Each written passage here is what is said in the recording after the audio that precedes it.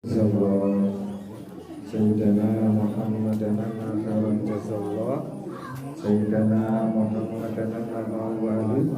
Assalamualaikum warahmatullahi wabarakatuh. Waalaikumsalam warahmatullahi wabarakatuh.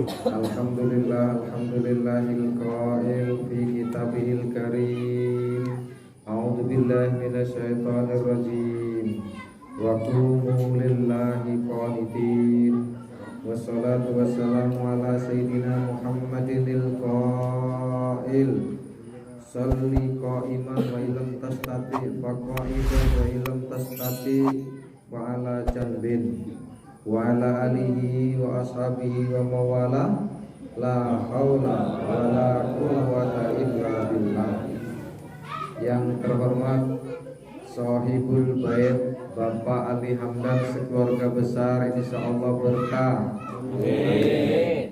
Yang terhormat Ketua Majelis Yasinan Bapak Ajung. Amin. Yang terhormat Ketua Masjid Al-Hafiz. Amin. Yang terhormat Ketua RT. Amin. Bapak sekalian, saudara yang insya Allah tidak bisa saya sebutkan satu persatu, tapi yakin malam ini kita semua diberkahi Allah. Amin. Ya Rabbal Alamin. Sekedar merefresh apa yang kita sampaikan di rumahnya beliau Bapak RT kemarin. Takbir, kemudian sendakep. Takbirnya sampai mana Pak? Telinga. Artinya jempol kita menempel ke daun telinga yang bawah. Terus sendakepnya di mana? Antar bawah pusat, bawah dada, di atas pusat. Kalau yang ke kiri kemarin saya bilang nggak ada dalilnya, ternyata ada Pak. Jadi boleh ke kiri Pak. Allahu Akbar, ke kiri begini Pak. Ada. Memang ada Pak ya? Memang ada. Jadi alasan ulama kenapa kok ada yang ke kiri itu sambil dekem hati. Hatinya di situ kemudian dipegang Pak. Ada keterangannya walaupun sedikit. Tetapi yang masyhur di atas pusar, di bawah dada. Di atas dada juga boleh, tapi waku Pak, enggak pernah. Enggak pantas. Enggak pantas. Kayak demam. Sebelah kiri, kalau yang sebelah kanan nggak ada Pak, sebelah kiri boleh. Nah seperti ini. Ada sebagian tapi kecil sedikit. Baik, malam ini kita masih terus melanjutkan kurikulum kita bahwa rukun di antara saat takbir adalah berdiri. Makanya dalam Al-Quran disebutkan di surah Al-Baqarah ayat 283 Allah berfirman, wa qumu lillahi qanitin, dan berdirilah tegak luruslah untuk Allah dan khusyuklah.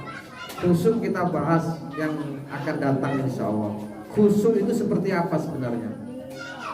Nah, qaim atau kumu itu dari kalimat akoma yukimu. Kalau koma yakumu artinya berdiri. Kalau akoma yukimu artinya mendirikan. Makanya perintahnya aqimus sholat, dirikanlah sholat. Berarti apa dirikanlah? Ya kita dalam keadaan berdiri. Nanti ada istiqomah, itu juga kalimat qomu. Kenapa kok sholat itu disuruh berdiri rukunnya?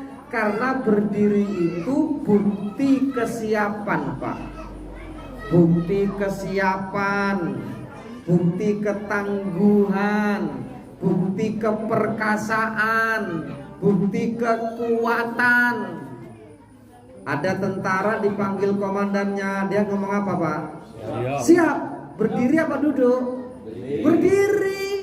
Padahal komandannya mau nyuruh beli rokok, masih siap. Suruh prokoprol, siap nggak? Siap. Suruh push up, siap. Siap. Artinya kenapa kok Allah itu merintahkan kita untuk berdiri? Sebenarnya lambang agar kita siap ngapa-ngapain. siap untuk ruku, siap untuk i'tidal, bahkan sampai puncaknya dari kesiapan manusia siap untuk mati. Makanya sebenarnya kerinduan manusia itu sebenarnya saat sholat mati. Kalau pas sholat mati, masya Allah, nggak ada lain kecuali surga Jannatun Naim, yang tempat dimana paling enak, paling nikmat, insya Allah.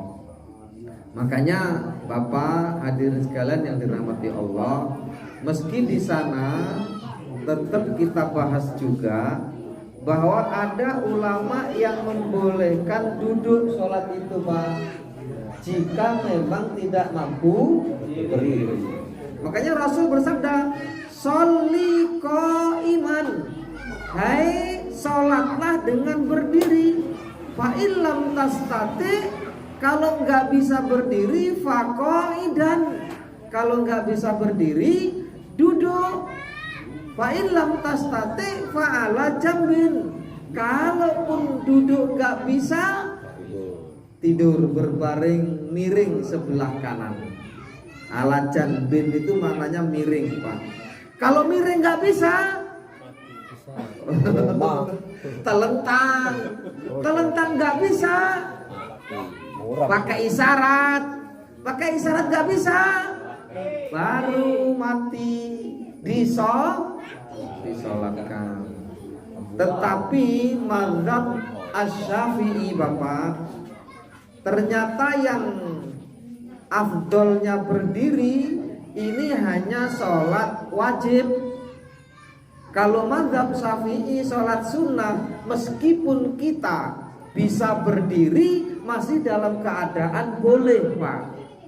Misal jenengan sholat malam, jenengan sehat, sholat ba'diyah maghrib, jenengan sehat bisa berdiri, itu boleh dilakukan duduk. Maka jenengan mungkin pernah lihat orang kok ini sehat sholatnya duduk.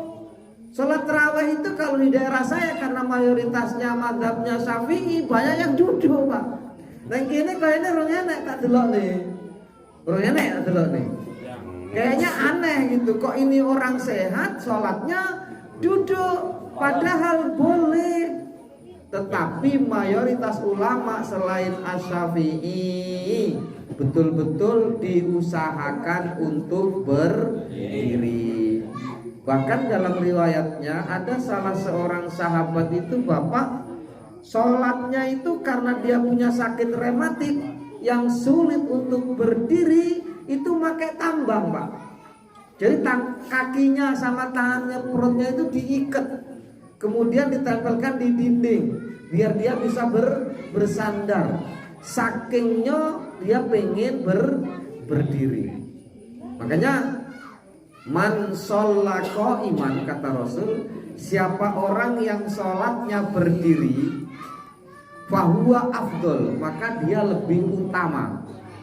Faman sholla, dan siapa orang yang sholatnya qaidan, duduk, falahu nisfu ajril qaim, maka dia pahalanya separuh orang yang berdiri.